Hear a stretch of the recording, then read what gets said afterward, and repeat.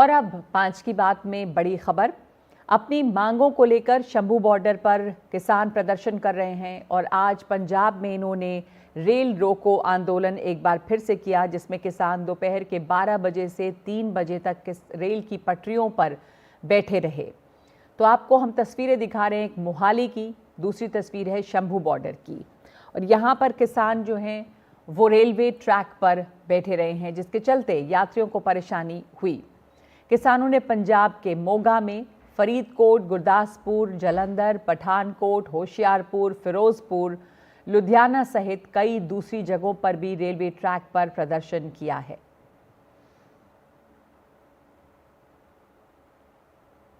Shambhu border पर हमारे सहयोगी गुरप्रीत सिंह ने कुछ प्रदर्शनकारी किसानों से बात की है।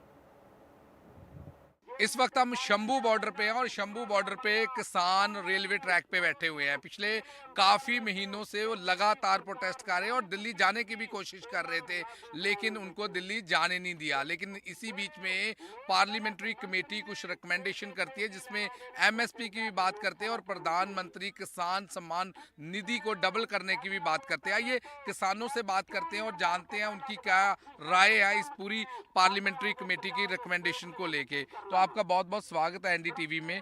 कैसे देख रहे हैं आप पार्लियामेंट्री कमेटी रिकमेंडेशन कुछ कर रही है, वो कह रही है कि प्राइम मिनिस्टर जो सम्मान निधि है उसका अमाउंट किया जाए डबल, वहीं एमएसपी की भी बात करें, तो कैसे देख रहे हैं? सबसे पहले तो हम भारत सरकार के लिए एक एप्रिसिएशन कमेंट ये देना चाहते हैं कि कोई भी एक्शन एट लीस्ट जो स्टार्ट हुआ है, तो लगता है कि शायद देश की सरकार को फार्मर्स याद आए हैं, किसानों की याद आई है, उसके लिए शायद कोई चिंता कहीं पे प्रकट हुई है। यहाँ तक पार्लियामेंट्री कमेटी की बात है और उन्होंने जो ड्राफ्ट दिया है, स्टेट गवर्नमेंट्स को दिया है, उसके बारे में हम ये बात क्लियर करना चाहते हैं कि उस ड्राफ्ट में किसी भी तरह की एमएसपी के रिगार्डिंगली कोई भी बात नहीं है। सरकार उसके लिए ओपन डिबेट में भी अगर फार्मर लीडर्स को लेकर जाना चाहती है तो we are ready for the debate, हम लोग तैयार हैं उसके लिए। पहले भी बोल चुके हैं भी जो मोदी का ये जुमला ही है, जे उन्हें एमएसपी देनी है तो लिखती तो दे दे, मतलब लम्बे चौड़े जेडे आ भाषण देने की लोड़ कोई नहीं। ठीक है जी, आप ये कहते भी जे उन्हें एमएसपी गारंटी कानून बनाया तो उन्होंने लिखती रूप दे दे। तो आपको क्या लगता है कि सरकार के द्वारा ऐसी बात करनी, कहीं ना कहीं लगता है कि सरकार चिंतित है किसानों को लेके? हाँ, कुछ तो चिंता तो होगी, लेकिन जो अच्छे तरीके से जो हमारी मांगे हैं एमएसपी की, तो इतना जुमला खड़ा करने की कोई ज़रूरत नहीं थी। तो जो हम देखते हैं उस हिसाब से ये जुमलेबाजी है, कोई भी इससे कोई अच्छी बात नहीं हमारे को लगती। हमारी जो खेती मंडी है उसको तोड़ने की जो योजनाएं हैं वो ही बनाई जा रही हैं। मुझे लगता है कि जो लोग वहाँ पे बैठ के पार्लियामेंट्री कमेटी में इस ड्राफ्ट को बना रहे हैं, उसको एग्रीकल्चर सेक्टर का कोई भी जायजा नहीं है। इससे पहले भी नवाब सिंह के द्वारा जो गठित कमेटी थी, उसने भी एमएसपी के रिगार्डिंगली काफ़ी रिपोर्ट जो थी वो सरकार को दी थी। उस कमेटी में जो लोग प्रपोजल बना रहे थे उन्होंने कभी हल नहीं पकड़ा, वो कभी खेत नहीं गए। पार्लियामेंट्री कमेटी में बैठे हुए लोगों ने कभी हल नहीं पकड़ा, वो कभी खेत में नहीं गए। उसकी कॉस्ट वैल्यू क्या है, उसका यील्ड कितना है, उसकी प्रोड्यूस मार्केट प्राइस कितना होना चाहिए, मिनिमम कितना होना चाहिए, मैक्सिमम कितना होना चाहिए, इसके लिए कमेटी के लिए वो लोग वहाँ पे बैठे जिन्होंने जो इसमें से गुजर रहे हैं, उसके लिए कुछ प्रपोजल बने तो उसमें कुछ सार्थक हो सकता है। कमेटी बना के प्राइवेटाइजेशन को डिफरेंट वर्ड से लॉन्च करना, यही ड्राफ्ट की महत्वपूर्ण मुझे बात दिखाई दे रही है और कुछ नहीं है जी। तो बिल्कुल कई सवाल खड़े कर रहे हैं किसान। वो कह रहे हैं कि अगर एमएसपी देनी है तो डिक्लेयर कर दें, और दूसरा किसान ये भी कह रहे हैं कि अगर पार्लियामेंट्री कमेटी कोई बनानी है तो उसमें जो एग्रीकल्चर एक्सपर्ट्स हैं, जो किसान खेती करते हैं, उनको पार्ट बनाया जाए, ताकि इस पूरे मसले को पूरे 360 डिग्री एंगल से देखा जाए और उसके बाद ऐसा ड्राफ्ट बनाया जाए जिससे किसानों की जो किसानी है कहीं ना कहीं बचती नजर आए। कैमरामैन राजेश के साथ गुरप्रीत सिंह चीना for NDTV, Shambhu border, Punjab.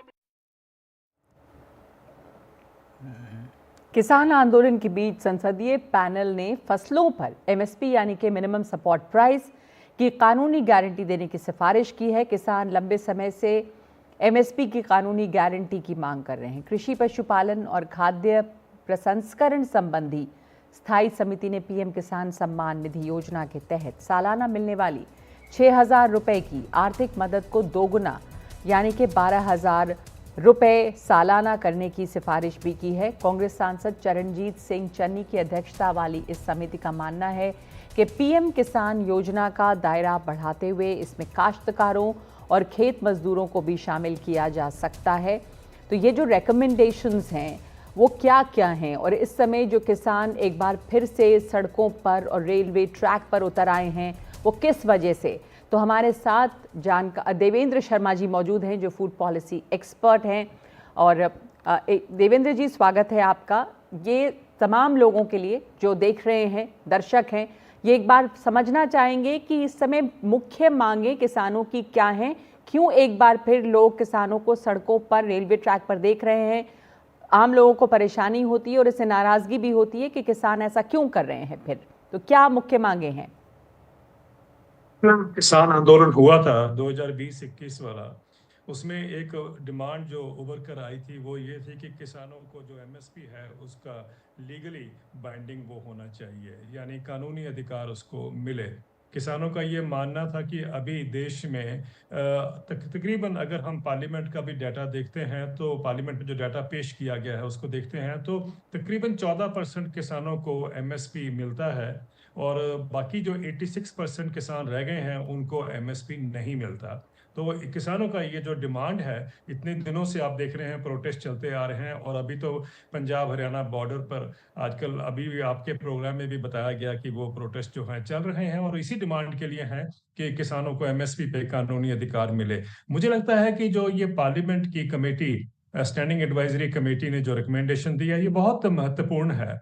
महत्वपूर्ण इसलिए है कि नॉर्मली हम देखते हैं कि पॉलिटिकल जो थिंकिंग है, ये एग्रीमेंट है, इस बात पे नहीं होता है। कई सारे सुझाव आते हैं कि भाई किसानों को इनकम बढ़ाने का ये रास्ता है या कोई और रास्ता दिखाते हैं, जो भी है, लेकिन कम से कम इस पे एग्रीमेंट होना कि किसानों को एक कानूनी अधिकार मिलना चाहिए एमएसपी में। मुझे लगता है कि ये बहुत महत्वपूर्ण डेवलपमेंट है और इसको किस तरीके से बिल्डअप किया जाए, किस तरीके से इसका ब्रेकअप किया जाए या किस तरीके से ये अश्योर किया जाए, I think that will be subsequently. लेकिन अभी फिलहाल जो एक पार्लियामेंट्री कमेटी का ये कहना, एक बात तो ये है बहुत महत्वपूर्ण है और ये किसान अगर इस बात को समझते हैं तो I think they should be very happy कि उनकी बात को कम से कम रेजोनेट किया है पार्लियामेंट की एक स्टैंडिंग एडवाइजरी कमेटी ने। जी, जो पार्लियामेंट्री कमेटी है उसने इस बात को रेजोनेट तो किया है, कम से कम एक सुझाव आया है। देवेंद्र जी, आपको बस थोड़ी देर के लिए रोक रही हूँ। एक खबर इस वक्त आ रही है, ब्रेकिंग न्यूज़ मुंबई से, कि मुंबई के गेटवे ऑफ इंडिया से एलिफेंटा जा रही बोट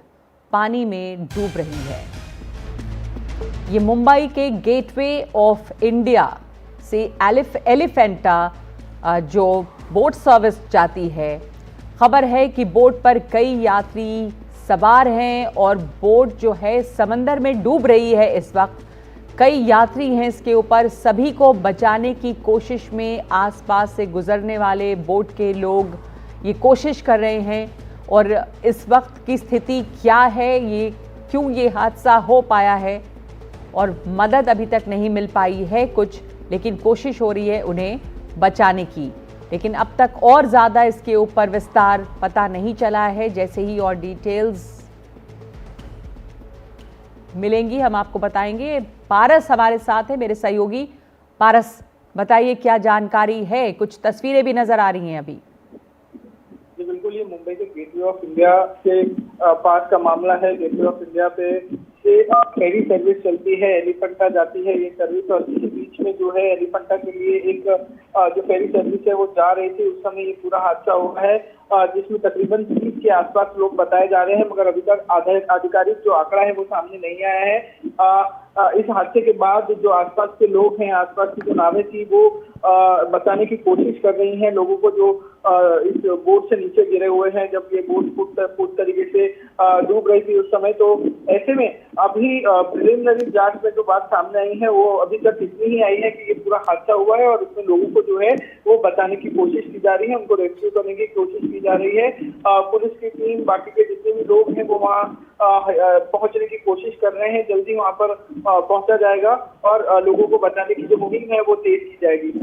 पारस, क्या कोई जानकारी मिली है इस समय की स्थिति क्या है? ये हादसा हो गया है, बोट अभी भी बचाने की कोशिश हो रही है या वहां पर की स्थिति क्या है इस वक्त? जी, अगर आप अभी तस्वीरों में देखें तो बोट से जो है वो लोग नीचे पानी में हैं और उनको पानी से ऊपर लाने की कोशिश की जा रही है। आसपास के जो बोट्स हैं जो आप आसपास देख पा रहे हैं वो लोग उन लोगों को बचाने की कोशिश कर रहे हैं। ऐसे में ये प्रारंभिक जानकारी जो है वो प्राप्त हुई है इस मामले में, और अपडेट आना अभी बाकी है कि क्या ऐसा कारण था जिस वजह से बोट जो है वो डूब गई, क्या ऐसा कारण था जिस वजह से इतना बड़ा हादसा हो गया। और ये जो बोट जा रही थी वो गेटवे ऑफ इंडिया से एलिफेंटा जा रही थी, एक रेगुलर फेरी सर्विस है, इस पे टूरिस्ट भी जाते हैं, कुछ इसके बारे में भी जानकारी दें।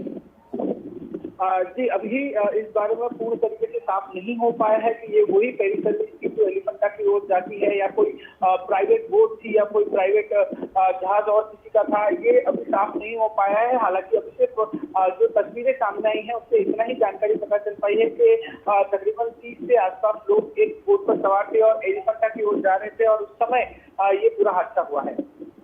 ठीक है, एलिफेंटा की ओर लोग जा रहे थे जिस समय ये हादसा हुआ है। जो तस्वीरें दिख रही हैं उसमें ये दिखाई दे रहा है कि आसपास से जो भी नाव गुजर रही है, जो भी वहाँ पे बोट्स हैं वो बचाने की कोशिश कर रही हैं। इस बोट में सवार लोगों को बचाने की कोशिश हो रही है। बताया जा रहा है कि 30 लोग इसमें शामिल, इस पे सवार थे, लेकिन अभी बहुत ही प्रारंभिक जानकारी है। ये खबर आई है कि ये हादसा हुआ है।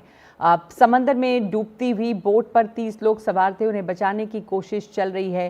और ये गेटवे ऑफ इंडिया से एलिफेंटा जा रही थी बोट, शायद ये जानकारी जो अभी तक आई है, इसके बारे में भी अभी और जानकारी आनी बाकी है कि किस तरह की बोट थी। क्या ये फेरी सर्विस थी जो जाती है एलिफेंटा तक, जिस पे टूरिस्ट भी अक्सर जाते हैं, या फिर कोई और बोट थी। लेकिन इस वक्त शुरुआती जानकारी ये मिली है कि इसमें 30 लोग करीब सवार थे।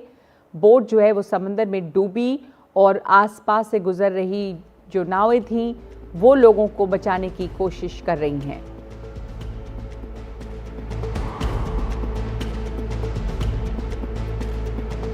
तो पारस, कुछ इसके बारे में अभी आपको और अगर जानकारी मिल रही है, आप जानकारी देना चाहें दर्शकों को। यहाँ ये गेटवे ऑफ इंडिया से एलिफेंटा की तरफ जा रही थी ये बोट, लोग इसमें जो सवार थे वो कौन लोग थे, टूरिस्ट थे या और स्थिति क्या इस वक्त है? ये बोट डूब गई है, लोग भी पानी में हैं, लोगों को निकालने की कोशिश हो रही है, क्या स्थिति है?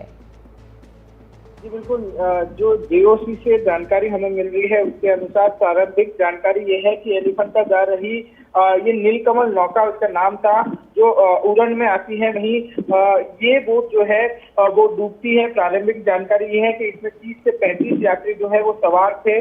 नौसेना, जेएनपीटी, तटरक्षक बल, येलो गेट पुलिस स्टेशन 3 और स्थानीय मछली पकड़ने वाले जो लोग हैं वो इसमें राहत बचाव का काम कर रहे हैं। वहां पर जो तटरक्षक बल है वो भी वहां पर पहुंच चुका है, भारतीय नेवी भी वहां पहुंच चुकी है और जितने भी लोग जो हैं वो बोट में थे उनको बचाने की, उनको रेस्क्यू करने की कोशिश की जा रही है।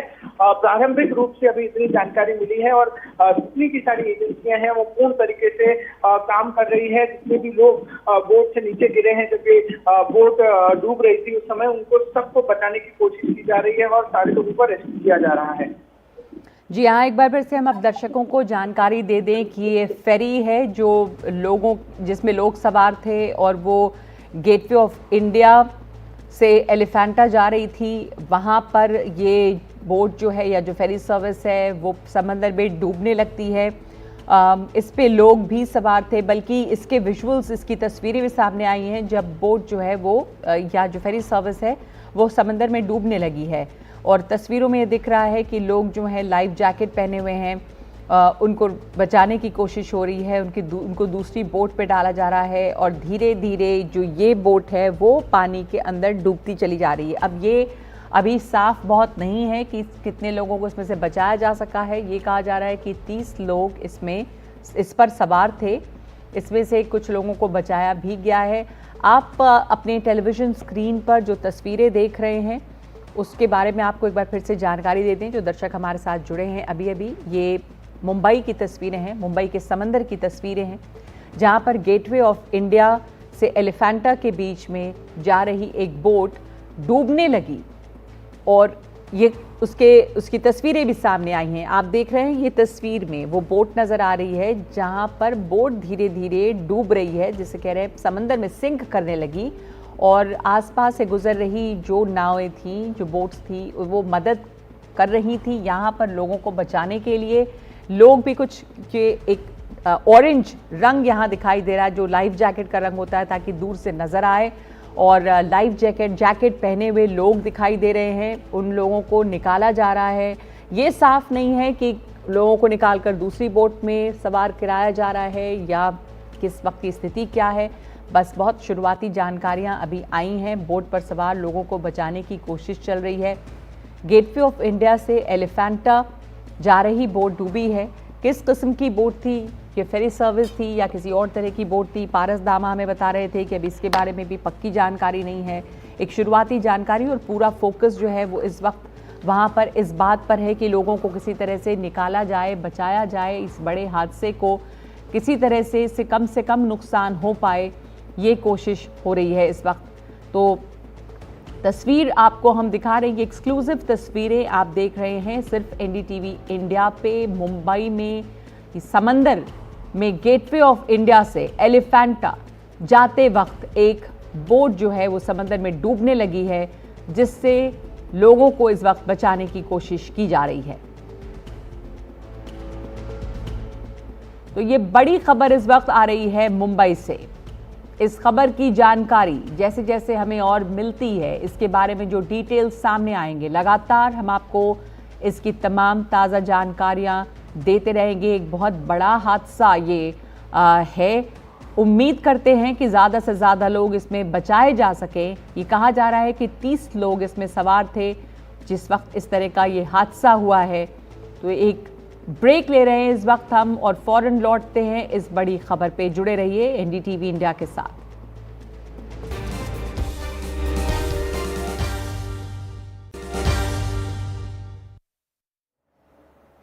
और इस वक्त एक बड़ी खबर आ रही है मुंबई से। बहुत ही दुखद खबर है। एक बड़ा हादसा हुआ है मुंबई में। मुंबई के गेटवे ऑफ इंडिया से एलिफेंटा जा रही बोट पानी में इस वक्त डूब रही है। ये तस्वीर, ये विजुअल्स आए हैं जिसमें ये दिख रहा है कि ये बोट सिंक कर रही है, समंदर में डूब रही है। बोट पर सवार लोगों को बचाने की कोशिश हो रही है। जो आसपास वहाँ पर बोट्स मौजूद हैं वो कोशिश कर रही हैं कि लाइफ जैकेट पहने में लोगों को बचाया जाए। कहा जा रहा है कि बोट पर 30 से 35 यात्री सवार हैं। नौसेना, जेएनपीटी, तटरक्षक बल, येलो गेट पुलिस स्टेशन 3 और स्थानीय मछली पकड़ने वाली नौकाओं की मदद से राहत और बचाव का कार्य चल रहा है। ताज़ा जानकारी के लिए सीधे चलते हैं मेरी सहयोगी सुजाता के पास। Sujata, over to you.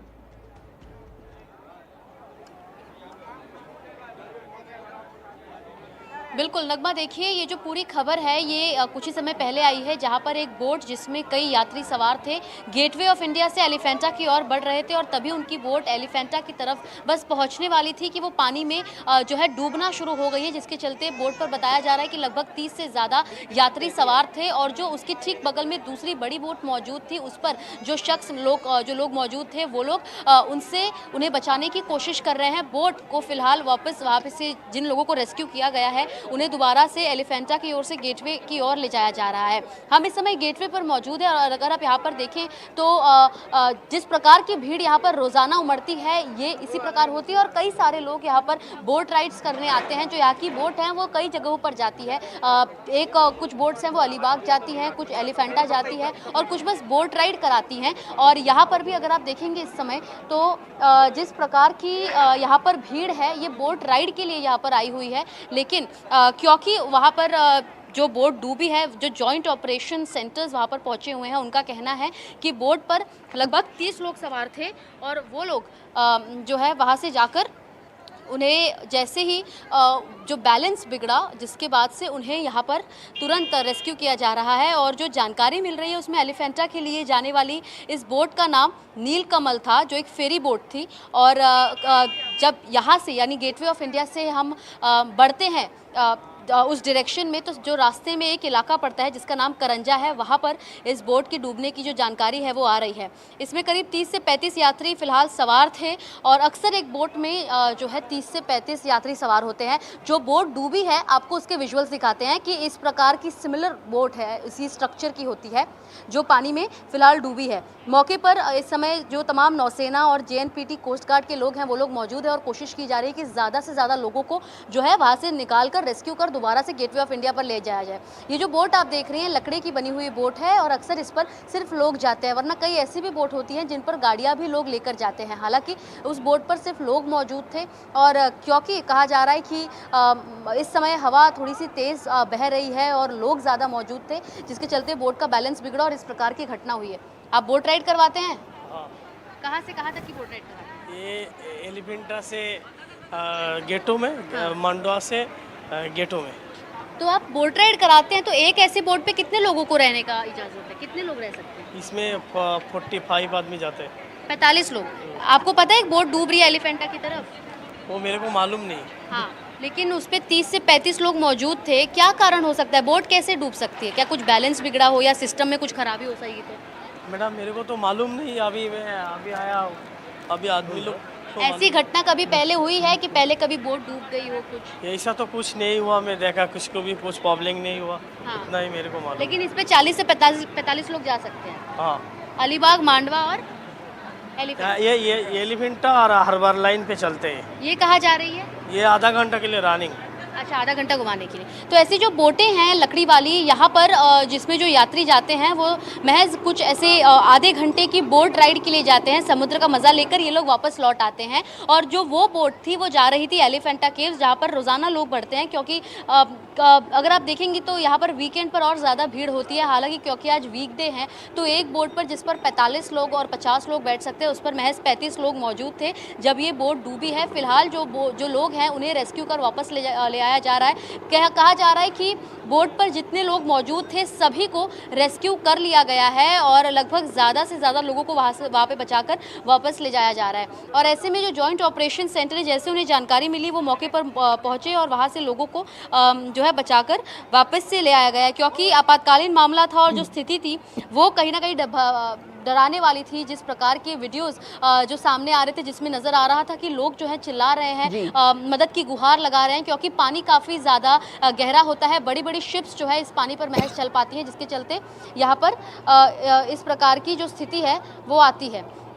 यहाँ पर अगर आप देखेंगी तो ये बोट है, ये बोट पर कुछ लोग हैं, ये जो राइड करवाते हैं। क्या नाम है आपका? परचा। आप ये राइड करवाते हैं? राइड करवाते हैं। कहाँ जाती है बोट? ये खाली घूम के आते हैं 3 किलोमीटर से। अच्छा, ये बताइए कि जो ये बोट है आप बोल रहे हो कहाँ से घूम के आती है? सुजाता, ये जो इधर ये अपना मिडल हाउस है उधर से घूम के आते हैं। सुजाता, हाँ, मिडल हाउस। धन्यवाद आपका। वापस लौटेंगे हम इस खबर पे। मुंबई से खबर आ रही है, एक बोट वहां पर डूब गई है। गेटवे ऑफ इंडिया से एलिफेंटा जा रही थी बोट और इस हादसे पे लगातार तमाम ताज़ा जानकारी आपको हम देते रहेंगे। लेकिन इस समय चलते हैं, गृह मंत्री अमित शाह इस समय बात कर रहे हैं, सीधे सुनाते हैं आपको प्रेस कॉन्फ्रेंस में। और संविधान में प्रस्तावित किए गए आदर्शों पर एक गौरवमयी चर्चा का आयोजन संसद के द्वारा किया गया। वो चर्चा में 75 साल की देश की गौरव यात्रा, विकास यात्रा और उपलब्धियों की भी चर्चा होनी थी। ये तो स्वाभाविक है कि जब लोकसभा में, राज्यसभा में पक्ष और विपक्ष होते हैं तो हर मुद्दे पर लोगों का नजरिया अलग अलग होता है, दलों का नजरिया अलग अलग होता है, वक्ताओं का नजरिया अलग अलग होता है। मगर संसद जैसे देश के सर्वोच्च लोकतांत्रिक फोरम में जब चर्चा होती है तब इसमें एक बात कॉमन होती है कि बात तथ्य के आधार पर होनी चाहिए और बात सत्य के आधार पर होनी चाहिए। कल से कांग्रेस पार्टी ने जिस तरह से तथ्यों को तोड़ मरोड़ कर रखने का प्रयास किया है, ये अत्यंत निंदनीय है और मैं इसकी निंदा करना चाहता हूं। ये क्यों हुआ?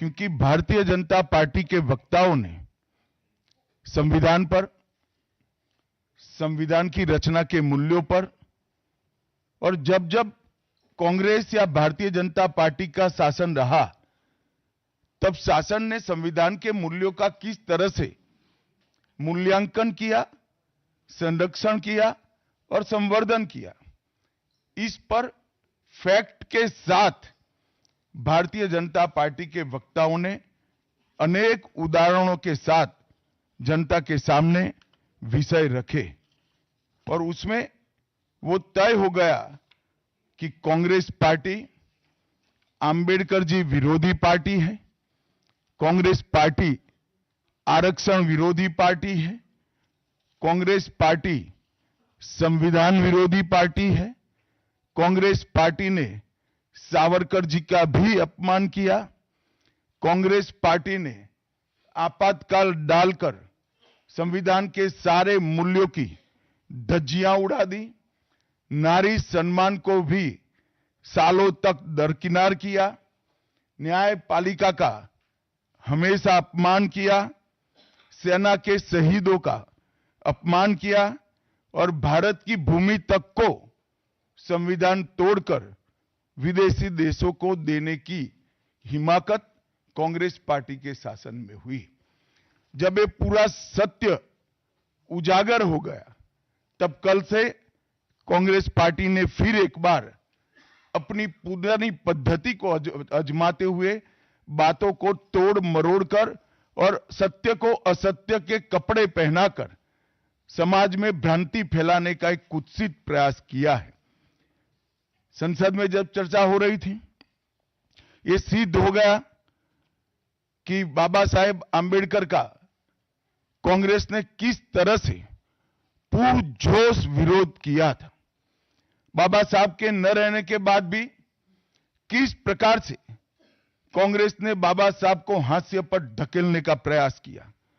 जब संविधान सभा अपना काम कर चुकी, चुनाव हुआ 1951-52 में और 54 में, दोनों बार कांग्रेस ने बाबा साहब को हराने के लिए कोई कसर नहीं छोड़ी।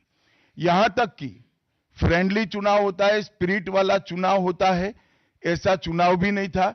विशेष प्रयास किया गया और वो उनकी हार को सुनिश्चित किया गया। जहां तक भारत रत्न देने का सवाल है, कांग्रेस के नेताओं ने कई बार खुद ही अपने आप को भारत रत्न दिए हैं। 55 में नेहरू जी ने खुद को भारत रत्न दे दिया, 71 में इंदिरा जी ने खुद को भारत रत्न दे दिया और 1990 में बाबा साहब को भारत रत्न तब मिला जब कांग्रेस पार्टी सत्ता में नहीं रही और भारतीय जनता पार्टी के समर्थन वाली सरकार थी। 1990 तक कांग्रेस पार्टी बाबा साहब को भारत रत्न न मिले इसका बड़े जतन से प्रयास करती रही, यहां तक कि बाबा साहब की जयंती को भी, 100वीं जयंती को भी मनाने का मना ही कर दिया गया। नेहरू जी की आंबेडकर जी के प्रति नफरत जग जाहिर है। नेहरू जी की खुद की किताब selected works of Jawaharlal Nehru second series volume 16, इसके भाग 2 की पृष्ठ संख्या 532 पर एक पत्र का उल्लेख है। जब बीसी राव ने नेहरू जी को पत्र लिखकर कहा कि आंबेडकर जी मंत्रिमंडल से इस्तीफा देकर जाने का मन बना रहे हैं, तब नेहरू जी का ये जवाब था, आंबेडकर के जाने से मंत्रिमंडल में कोई फर्क नहीं पड़ने वाला है। आंबेडकर जी के महान योगदान का मूल्यांकन जवाहरलाल जी किस तरह से करते थे, इससे बड़ा कोई उदाहरण नहीं हो सकता। जब पंडित जी की एक और किताब को पढ़ते हैं, लेटर टू चीफ मिनिस्टर में एक उल्लेख है, बंबई के मेयर ने एक पत्र में बाबा साहब के आंबेडकर के जन्म स्थान महू में उनका स्मारक बनाना चाहिए, ऐसा सुझाव दिया। 18 जून 1959 को पंडित जी ने कहा, सरकार के लिए स्मारक स्थापित करना बिल्कुल सामान्य बात नहीं होगी। आमतौर पर स्मारक निजी पहल से किया जाता है। अपने परिवार के चाहे कोई भी सदस्य हो, नेहरू जी हो, इंदिरा जी हो, संजय गांधी हो, राजीव गांधी हो, कई सारे लोगों के लाखों स्मारक देश के अंदर बनाने वाले परिवार के मुखिया कहते हैं कि आमतौर पर निजी पहल पर स्मारक बनाया जाता है, क्योंकि ये स्मारक B.R. आम्बेडकर जी का था। मित्रों, जब एक दूसरा उदाहरण मैं देना चाहता हूं। एक सर्वदलीय मंत्रिमंडल, पहली देश की कैबिनेट बनी, जिसमें बाबा साहेब आम्बेडकर भी सदस्य थे, नेहरू जी प्रधानमंत्री थे।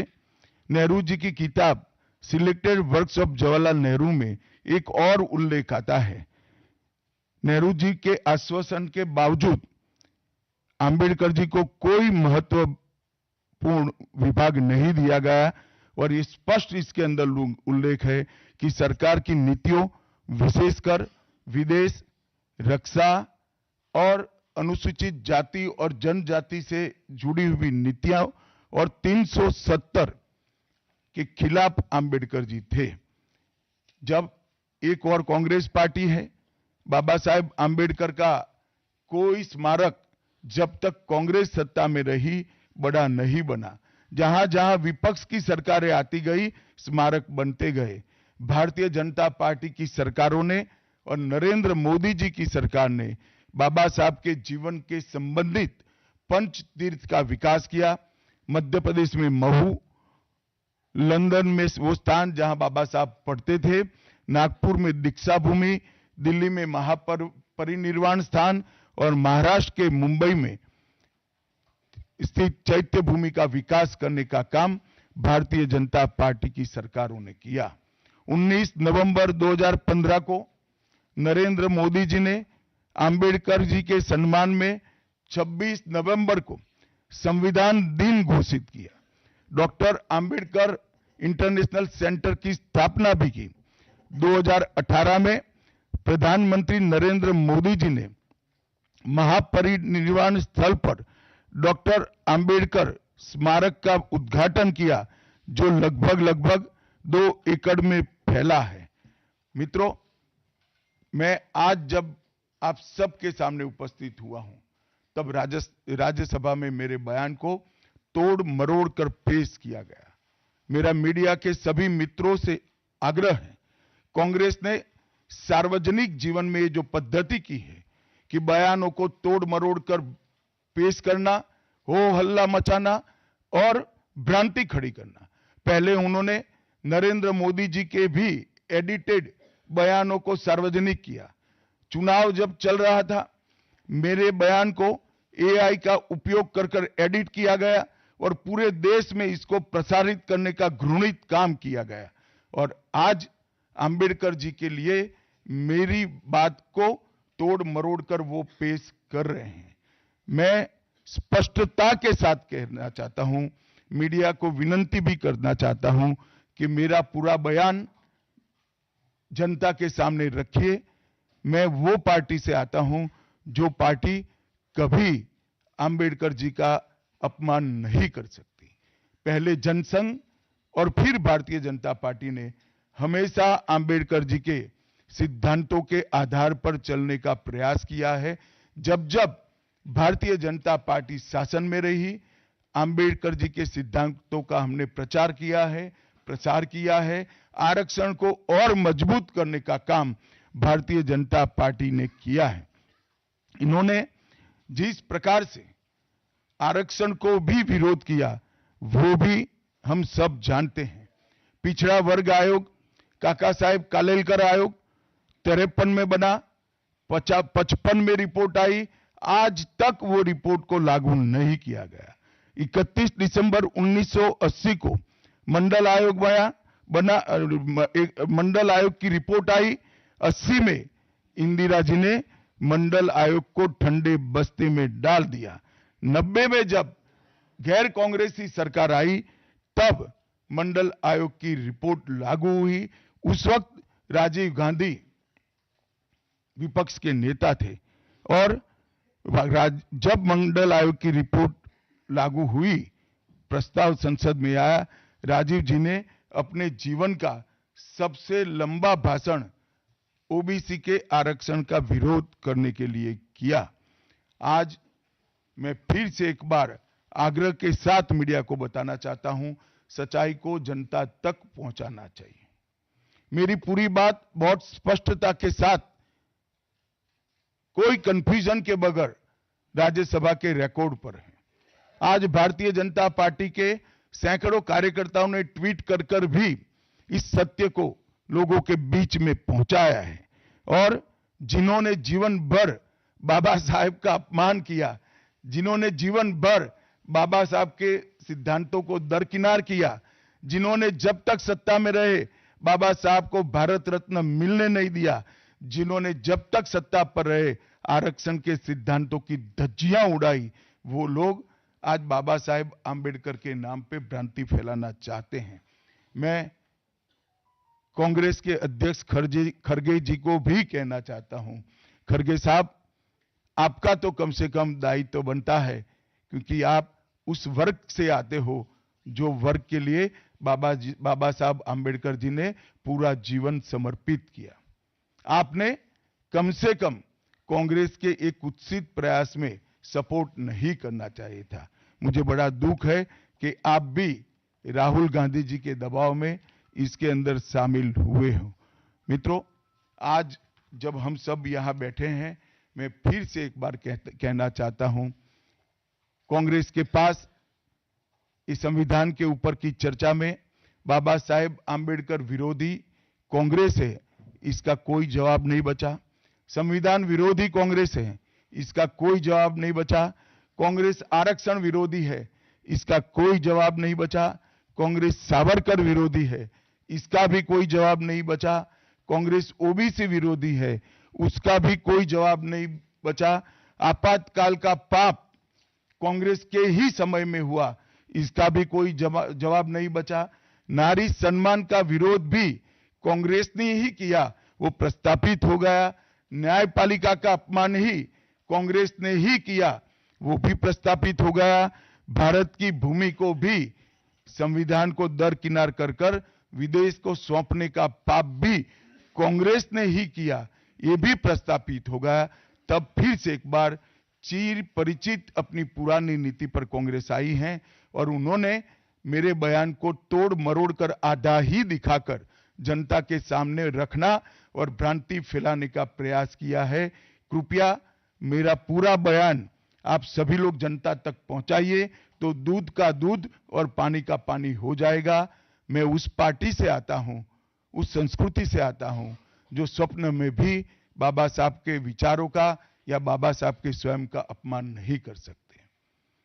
हम जानते हैं कि देश के संविधान को समावेशी बनाने में, देश के पिछड़े वर्ग को, दलितों को, आदिवासियों को, गरीबों को और वंचितों को न्याय दिलाने के लिए और देश के लोकतंत्र की नींव को इतनी नीचे तक गहरी पहुंचाने में बाबा साहब का बहुत बड़ा योगदान है। पूरा देश बाबा साहब के प्रति कृतज्ञता व्यक्त करता है। कम से कम हम तो ऐसा नहीं कर सकते जिससे बाबा साहब का अपमान हो पाए। और मैं फिर से एक बार कांग्रेस के ये कुत्सित प्रयासों की घोर निंदा करता हूं और जो संविधान पर दोनों सदनों में चर्चा हुई, कम से कम भारतीय जनता पार्टी की ओर से चर्चा का स्तर मेंटेन करने का पूरा प्रयास किया गया था, विषय पर बोलने का आग्रह किया गया था और तथ्य के साथ बोलने का आग्रह भी हमारे सारे वक्ताओं ने किया था। वो सारे प्रयास पर कांग्रेस ने पानी फिरा है और मैं मानता हूं कि देश की जनता इसके इस प्रयास को भी जानती है, उनकी मानसिकता को भी जानती है और उनकी कार्य संस्कृति को भी जानती है। धन्यवाद। रविंदर जी,